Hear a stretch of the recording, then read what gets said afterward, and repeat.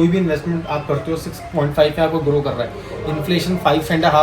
और 5.5 है, तो रियल रिटर्न्स का आपको जो मिलता है वो 1.5 मिलता है। But as compare to mutual fund, जहाँ पे जो रिटर्न जैसे आपको सिंस इंसेप्शन बताया, जैसे निफ्टी और Sensex since Inception more than 25-30 year से जो कैगर दे रही है वो 14 और 15% के बीच में दे रही है, रफली अप्रॉक्सीमेटली बात करूँ तो 15% पे अगर मेरा पैसा ग्रो कर रहा है, 5% इन्फ्लेशन भी मैं माइनस कर दूँ, on a very conservative side still मेरा जो डिफरेंस है वो 10% आ रहा है। और वही अगर मैं बात करूँ एफडी की या पीपीएफ की, वहाँ पे काफ़ी कम हो जाएगा, स्क्यूड हो जाएगा डिफरेंस अपना, जो स्प्रेड जिसे हम कहते हैं दोनों का, वो काफ़ी कम होगा। फंड के अंदर आप उसमें टॉपअप कर सकते हो। सपोज मैंने एक फंड लिया SBI blue chip fund example के लिए, मैंने उसमें 10,000 की एसआईपी स्टार्ट करी, मेरे पास किसी भी टाइम पे आता है कि मेरे पास कुछ भी फंड एक्स्ट्रा आ गया जिसे मुझे डिप्लॉय करना है, तो मैं उसी फंड के अंदर वो पैसा उतना डाल सकती हूँ। लमसम की कंडीशन यही है कि 5,000 से अबव होना चाहिए, 5,000 से कम में लमसम अलाउड नहीं होता ज़्यादातर फंड्स में, तो 5,000 तो मिनिमम होना चाहिए जो आपका इन्वेस्ट हो जाए। तो आपकी कोई एसआईपी चल रही है, उसमें आपके पास कोई फंड है, आप उसी फंड के अंदर और टॉपअप कर लो उसके अंदर, कभी भी आपको विड्रॉ करना है, कुछ भी करना है तो आप निकाल सकते हो। हम एसबीआई ब्लू चिप, तो इसका ऑब्जेक्टिव है सिर्फ ब्लू चिप कंपनी को फाइंड करना।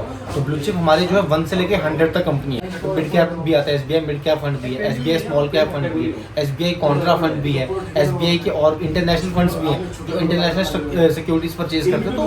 जो आप फंड चूज करोगे उस फंड के अंदर उन्हीं ऑब्जेक्टिव की कंपनी परचेज होंगी। तो मैंने वही बताया, जैसे अभी इनिशिएट तो हम एसबीआई पहले लार्ज कैप से स्टार्ट करेंगे, जहाँ पे आपका रिस्क कम है, रिटर्न भी उसी हिसाब से है जो आपको मैंने रिटर्न बताया। तो हम लार्ज कैप में जब हम इन्वेस्ट करते हैं तो आपको पता है रिलायंस को आज कुछ होना नहीं है, एसबीआई में बैंक का होना, एसबीआई को कुछ होना नहीं है, एचडीएफसी को कुछ होना नहीं है, क्योंकि बड़े बैंक से टू बिग टू फॉल जिसे हम कहते हैं। बट एज कम्पेयर टू अगर मैं मिड कैप की बात करूँ, वहाँ पे रिस्क ज़्यादा है, बहुत कंपनी हो सकती है बंद हो जाए कुछ, तो वहाँ पर रिस्क आपका हाई हो जाएगा। तो अभी इनिशिएट करने के लिए आप लार्ज कैप से स्टार्ट करो, एसबीआई ब्लू चिप जैसे फंड है, इंडेक्स फंड, उनसे स्टार्ट करो साइड। जब आपको कॉन्फिडेंस आएगा, जैसे जैसे इन्वेस्ट करोगे आपको नॉलेज भी आएगी, जैसी ही नॉलेज आएगी फिर हम धीरे धीरे रिस्कियर उसके अंदर भी जाएंगे। और इक्विटी के अंदर आपको लेना है, बेट लेनी, बिकॉज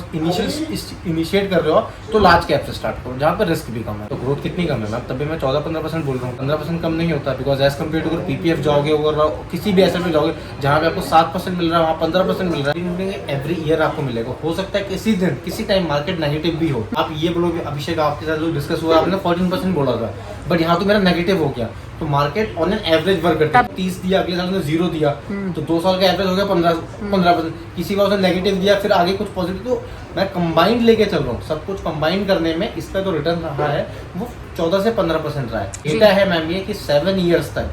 किसी ने भी किसी भी मोमेंट में स्टार्ट किया इन्वेस्टमेंट म्यूचुअल फंड के अंदर, और वो 7 साल अगर रुका है म्यूचुअल फंड के अंदर इन्वेस्टमेंट के अंदर अपनी, तो उसका फंड कभी भी रिटर्न नेगेटिव नहीं हुआ है। बट स्टिल मैं ये नहीं कह सकता ये गारंटीड है, मार्केट में कुछ भी हो सकता है, कल को कोई आपका जियोपॉलिटिकल टेंशन एस्केलेट हो जाए जैसा है, तो कुछ भी हो सकता है, तो मैम रिटर्न आपकी में वेरी करते हैं मार्केट के हिसाब से। बट जैसे मैंने आपको बताया कि जो रिटर्न आपको दूसरे एसेट क्लास से सबसे हाईयर आपको इक्विटी से मिलेगा।